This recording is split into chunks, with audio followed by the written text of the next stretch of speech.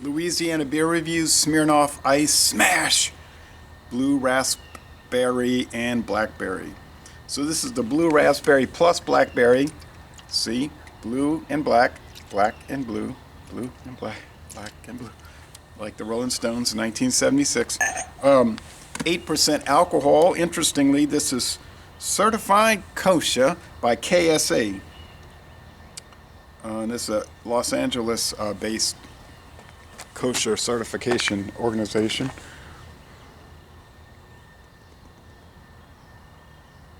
Okay, and this is the disclosure says flavored malt liquor. That's what it is. Servings, 5 ounces. In that 5-ounce serving, you have 148 calories. This is new for 2020, new flavor combination. The Smash, 2 flavors smashed together. Now here's the marketing description. Premium malt beverage with natural flavors. So the flavors are natural and certified colors, meaning food coloring. Brewed and bottled by the Smirnoff Company, Plainfield, Illinois. So Smirnoff originated in Russia. The Communist Revolution, they moved to France. Now they're all over the world, and their brewing operations are in the United States, in Illinois. Plainfield, I believe that's close to Chicago. All right. So let's check out this 23.5-ounce can. Why not 24? Well, they're cutting off a half an ounce. See? That's how they get you. Oh, this is some blue food coloring. Oh no, another blue one. And that is fizzy. Listen to that. And the head is fizz right away. It's blue. Kind of trying to decide how to describe this on this sunny, cool morning in April 2020. Kind of like, I was gonna say Windex or whatever other brand of a window cleaner, but there is, as the light hits it at certain points, a purplish aspect to it. Like, let's say a violet blue. Violet blue. Clear, I mean, semi-clear at least. I can see some things through it. Bubbly. Alright, well, bought this at, can't remember the name of the store. I could find out, but it doesn't matter. It was on US Highway 90. What else, right? It's like the main drag for me buying stuff in the last 3 or 4 years in New Orleans. Chef Mentor Highway, as it's locally called. And I went in there, and they had this 2 cans for $5. 2 of these cans for $5. But I only wanted 1 can, and then I wanted to get the Bud Light lemonade. So I ended up paying 50 cents more. I know I should have bought 2 cans, but I said, no one else is going to want to drink this with me.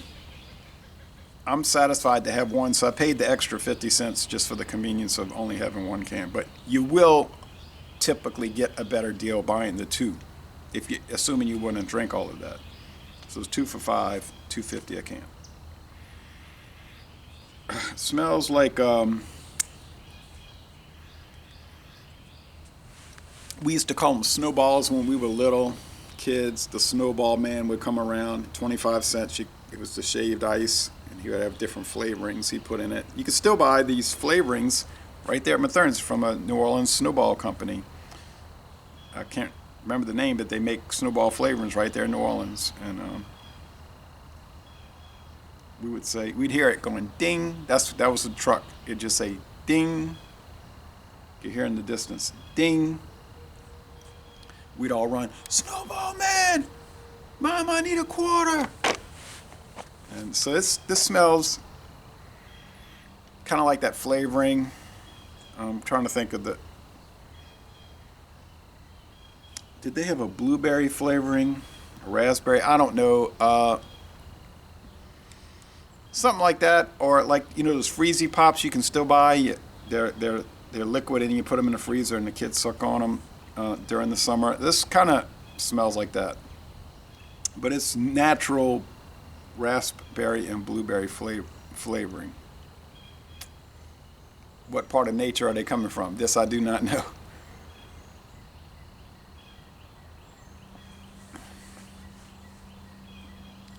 Wouldn't you love to take a tour of that brewery and see their operations and see them how they add the coloring and the flavoring? I'd love it. You know, I'm tired of all these showcase breweries where you just see the little show. I want to see the real operations. Tastes like it has a sodium citrate, that tart additive, which is not considered an unnatural flavor by the U.S. government.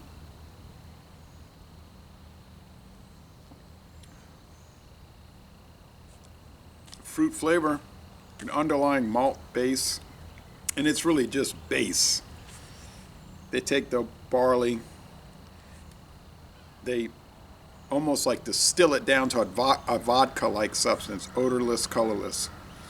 In Canada, they use vodka for these ready-to-drink things.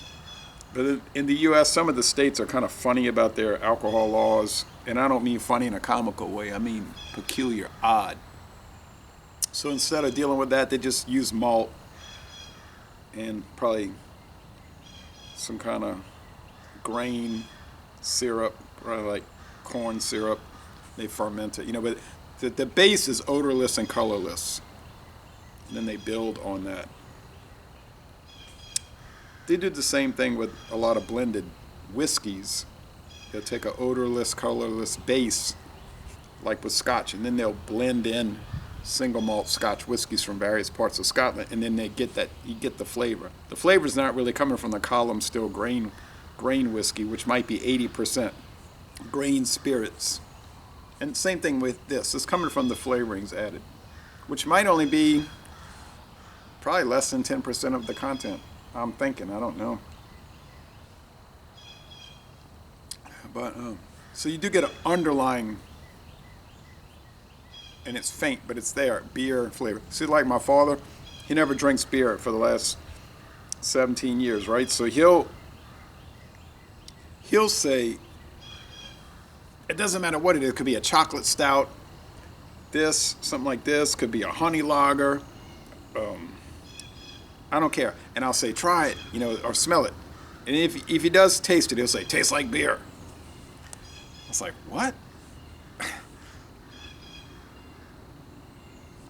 That's how sensitive he is to that. But I'm so used to drinking beer because of all the constant consumption, so it doesn't register with me as much, whereas the flavors do. But with him, he's thinking, it tastes like beer, it tastes like alcohol. And I'm like, I don't get that, I don't see that. But of course, he thinks a lot of hot sauce is hot, which to me, I just say it's not hot, it's just spicy or flavorsome, but it isn't hot. So it's a perspective thing, wherever you stand down, up and down the scale.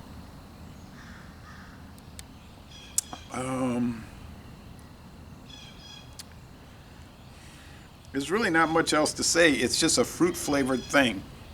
Is it really that different from a flavored craft beer, which you can see every day of your life, turning to your right, your left, and looking forward and then behind yourself? It's a lot cheaper per ounce. But honestly, a lot of those, they kind of taste the same way, really, just like flavorings, and you have an underlying beer thing, and most of them be ales, Although Abita makes a lot of, but Abita will use puree, like the actual blueberry puree, pureed strawberries, so it'd be a little more natural, I guess. But it's the same concept. It's all about how you feel with each one, dealing with it. Did they do a good job with this? I think they did a good job. If you were looking to drink a flavored malt liquor, and I wouldn't be looking to do that, but I figured, I wonder what color it's going to be.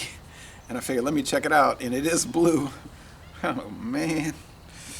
So, oh, well, heck.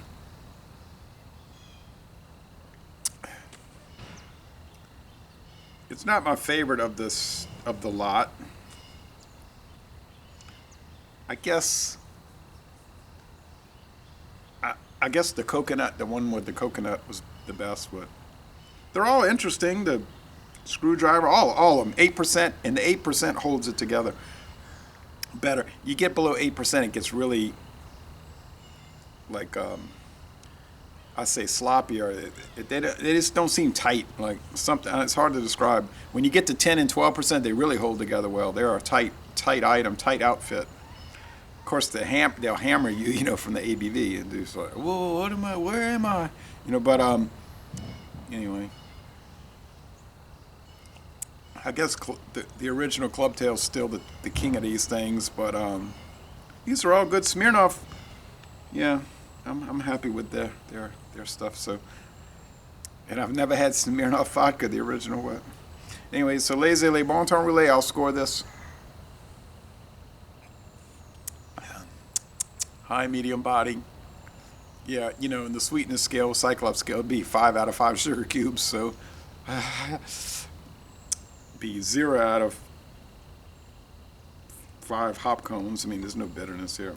It's probably about 92. A minus. It's not quite most excellent, but it's a good offering. A minus. So I'm sure, or I would assume, there'll be more and more and more flavoring varieties coming out from these companies over the next few years.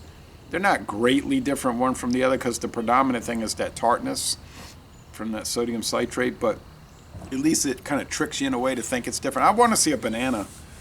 I would like to see a banana from these companies. I would like to see a peanut butter. I would like to see, we get all the apple from the Red's apple ale. I would like to see beets, pickled beets. I know there's some pickle beers coming out. I'd like to try those. I would like to see red onion, artichoke. Yeah, all of that. Yeah. All right, so y'all come on down to southeastern Louisiana.